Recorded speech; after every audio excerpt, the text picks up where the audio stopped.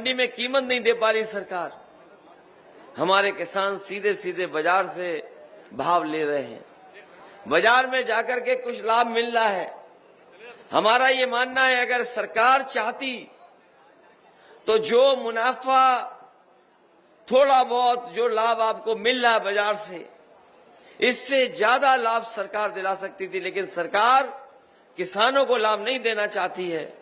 बड़े बड़े उद्योगपति, बड़े बड़े कारोबारी, बड़े बड़े व्यापारियों को लाभ पहुंचा रही है। और ये बात मैं इसलिए कह रहा हूं, आज से शायद 5 साल पहले, 10 साल पहले बाजार में इतनी चीजें किसानों के उपज की बनी हुई नहीं मिलती थी। आज आप बाजार में चले जाएं, जब से शहरों की आबादी बढ़ी है, कोई कल्पना नहीं कर सकता था कि अब पैकेट का आटा भी इतने बड़े पैमाने पर बिकेगा। जो लोग कस्बे और शहर में रहते होंगे, जिनको जानकारी होगी, वो जानते होंगे आज बड़े पैमाने पर बड़ी बड़ी कंपनियां, बड़े बड़े उद्योगपति, बड़े बड़े कारोबारी वो आ गए हैं और वो आपका गेहूं लेकर के पैकेट में आटा बना करके न जाने कितना मुनाफा कमा रहे हैं, जिसकी आप कल्पना नहीं कर सकते। अगर आप बाजार में देखोगे तो आपका गेहूं तो थोड़ा बहुत दे दिया लाभ, सस्ते में ले लिया, लेकिन उसी गेहूं से जब और चीजें बनाई तो मुनाफा बहुत ज्यादा ले रहे हैं। जो बड़ी बड़ी कंपनियां हैं, जो बड़े बड़े काम करती थी, वो भी आजकल आटे का काम कर रही हैं। एक उद्योगपति को हम और आप लोग कभी कभी बीजेपी का ही बोलते हैं, उसे पता लग गया कि आटा और रिफाइंड तेल में सबसे ज्यादा मुनाफा है।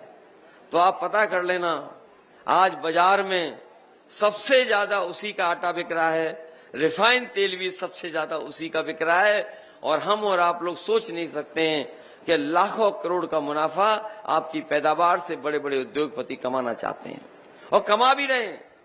उसी समय समाजवादी पार्टी ये मानती और सोचती है अगर मंडियां हो, मंडियों में रेट मिल जाए तो किसानों को बाजार पर नहीं बल्कि मंडी पे अगर हम बाजार का भाव दे दें तो शायद किसान को दूर नहीं जाना पड़ेगा और मुनाफा और लाभ वहीं पर मिल जाएगा।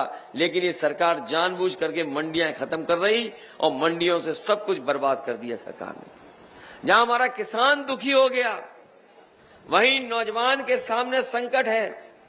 ये बात मैं नहीं कहता हूं कि नौकरी किसी एक समाज को ये सरकार देना चाहती थी, लेकिन ये नौजवान जो पढ़े लिखे हैं, जो डिग्री हासिल कर करके, जिन्होंने नौकरी के लिए परीक्षा लिखने की बात की, आप जानते होंगे नौजवान कि जितनी भी परीक्षा हुई है सरकार में, सबके पेपर लीक हो गए।